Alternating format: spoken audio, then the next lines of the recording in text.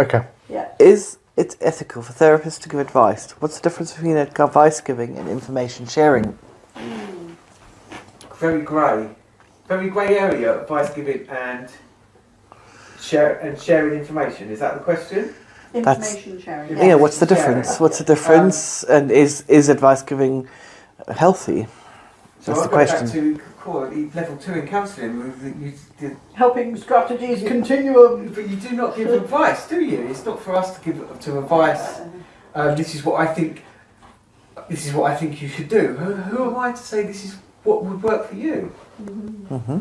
What gives me even the right to say that? It's where my mind goes. It's surprising how many people say, "Oh, well, my counsellor gave me advice," but actually, though, your counsellor may well have actually laid a couple of things on the table and you would have picked the one you want to go. Well, I hope so anyway, you know. Yeah. And if my sister watches this, she'll probably kill me, but I'll use her as an example. She'll often say to me, well, my counsellor says this, or my counsellor's told me to do this. And I say to her, you need another counsellor because they shouldn't be giving you advice. But I realise it's not the counsellor, that's her interpretation of it. So exactly that, you know. I think for that first part of the question, is it okay to give advice giving? I think there's a big difference, isn't there, between advice giving and information sharing.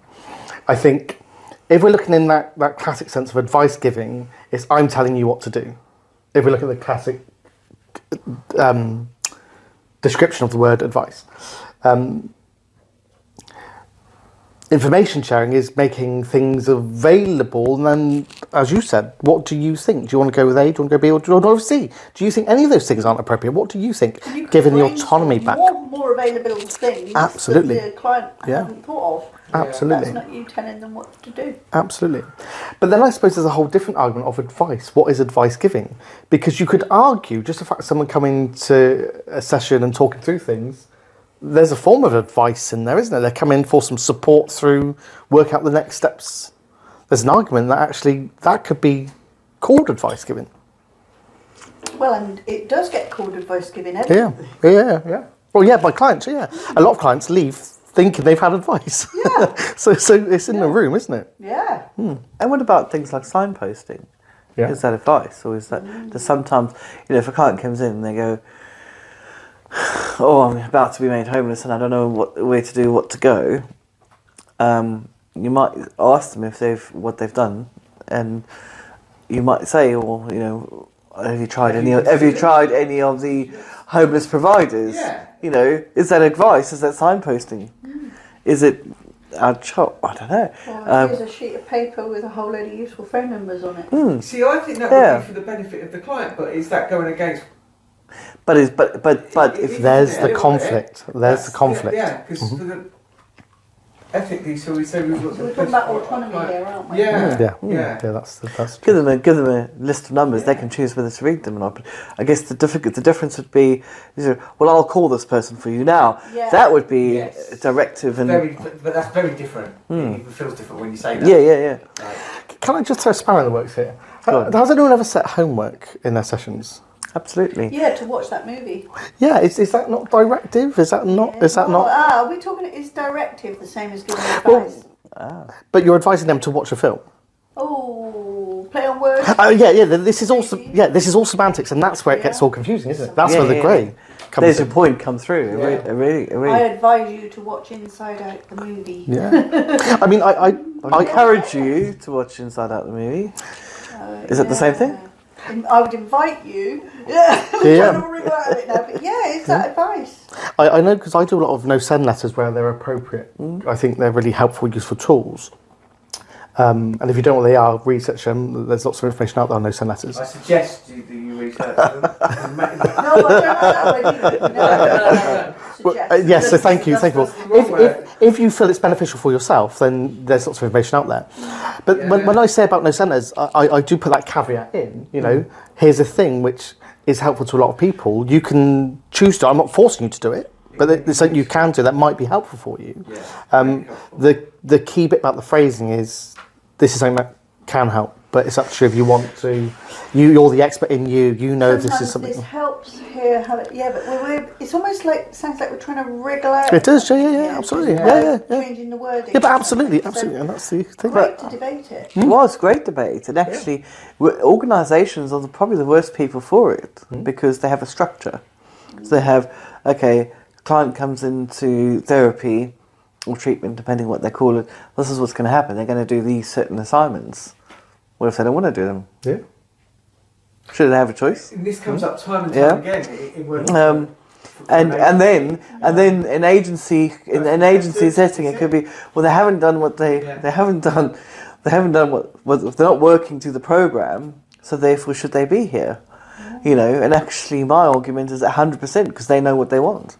It's quite, that's where it becomes testy more so than I think an individual, private practice. I think individuals working in organisations who are quite structured and specific for things, that's where it can get tricky because it's like, how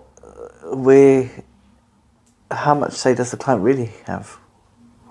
And this comes up time and time again when we're working. So I'm person-centred counsellor, but the programme that we're delivering is directive. So where's the middle ground? Do you see what I mean? It's. That's a whole debate. About person-centred, which I am. Sometimes. Have you ever had that? Yeah, it's come up. Yeah. Yeah. Where you Because I've worked with someone that I feel that what they're doing is huge for them and enough for them, but it may not be what is in your theoretical what's in the framework is next for them to work on. But I think it's really important that the client is, because that's where they are. I can hear it, I can see it, I can feel it in the room that it's an important piece of work. So who am I to say no, let's not go there? What you need to do is go and start on this. Does that make sense? Do you mean so this would back up the progressive, everybody's becoming more of an integrated therapist now, aren't they? Yeah, I think so, yeah. Rather than a purely, because of these stumbling blocks that we encounter sometimes are hard to get through when you're, dare I say, purist. Yeah. Well, it's funny, so saying that, linking onto that, in therapy, I think the numbers when in therapy today, that 80%, don't quote me, but it's definitely up there at 80%-ish of clients interviewed say that they want more of an integrative approach as opposed to just person-centred. Yeah. Just being offered a space in a room, it wasn't enough. That was in the last copy of Therapy Today. Future episodes in this, because arguably that's the person's misunderstanding of what person-centred means. 100%, yeah. Really? Yes, but it's something I hear a lot in clients. I don't know if it's because I'm more online. I don't know I don't know. I haven't done the research. I don't know, but I hear it a lot from my clients that I've been to counselling. I was just talking to myself, and I wasn't. So disappoints me because they deserve so much more explanation of what they're supposed to be doing, so that they know how to use that space. Yeah, because I know I try really hard not to direct people and tell them what to do. That's not what I'm there for. But I will talk about things. Okay, well, let's look at, tell me what you've tried. I'm a bit more engaging. I think we all are actually more engaging as therapists. I think we all are. Our styles. Lots of clients say, well, it's something I've heard a few times anyway. I didn't know what I was supposed to say, and the person was just there listening to me. And if that's what person-centred counselling is, then it's not for me. But that's for the counsellor to help the client understand what they're supposed to say, not tell them what to say, but how to use the space. Yeah, to use, so a little bit of direction perhaps is necessary. Well, is that direction or is that information? Back to the question. Back to the debate, isn't it?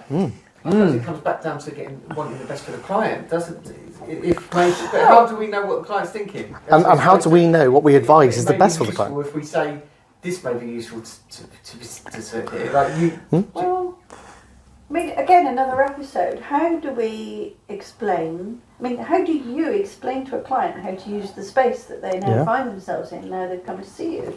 So I start with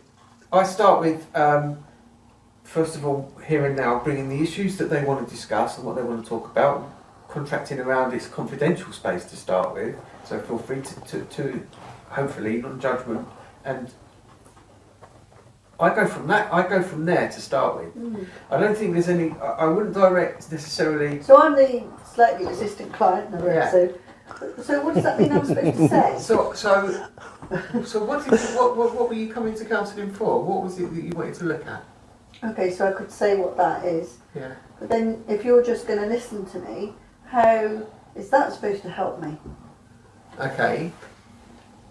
This is what we get, isn't it? And then people go away and blame the person-centred approach for that. Yeah, Or they which don't isn't say the anything. approach. It's the Or way they it's don't. delivered. Yes, Yeah. it's the lack of information at the beginning, because people are put on the spot maybe, about how it works. And I suppose now I feel put on the spot, because what do I say? You know, how it works is that my job is to value everything you bring and not judge you for it. I don't have an agenda on you like some members of your family might have a backstory So or an safe agenda. space. Safe space. Yeah. And then maybe some explanation about the process, about how it's not something that happens straight away. You have to give it a fair chance. You're not going to feel all fixed after today, but maybe when you come back after a few sessions, gradually, loads and loads of information like that, until in the end they can't wait to get a word in edgeways. And it's still person-centred, because it's holding the theoretical framework that they're the ones with the answers. But I think, and somebody will shoot me for this maybe, but I think a lot of counsellors sit there and say, well, this is your space, off you go. So do you know what, we've just come full circle on this topic, because what you're saying now, so we're asking about, is it safe to give Perhaps what we should do in the next... Sorry. And Because what you're saying is, sometimes it's necessary to be able to share what the space is for Yeah, before giving them we start. information about how counselling works. So when I say we come full circle, so really what we're saying, because I agree with that, Yeah. because you do get some clients that, look, I don't know what I'm supposed to be doing here, but I know I need something. Yeah. So if you're not going to do anything, Yeah. if that's what person-centred is, Yeah. then I don't like it. But that's not what person-centred is. And then we're back to the question, and I think Amanda wants us to stop because we're running out of time. and what I'm going to suggest is maybe we could have an episode on just exploring what person-centred is, because it obviously there's a lot of misconception around it, and I think it's really would be a really good thing to do. So perhaps we could do that. Yeah. Okay, so if you like that episode and you liked what we're doing, hit the like button, subscribe to the channel, and put your questions below, and then we'll come back to them. Do you think that was advice? Yes, I think it is. Yes, and there's so much in there that hasn't been answered.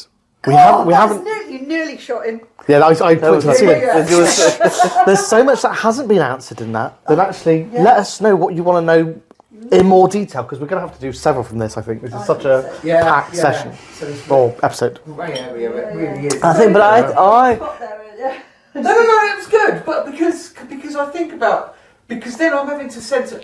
I don't want to say the wrong thing, but what do I do? And in that first session, I do actually just talk about. Well, so what did that space? And if the client's paying good money for it, they are going to sort of, what are you going to do? What are we supposed to be doing? And I was thinking how I word that. I word it. It's going to be more than. It's going to take more than a session. That first session is.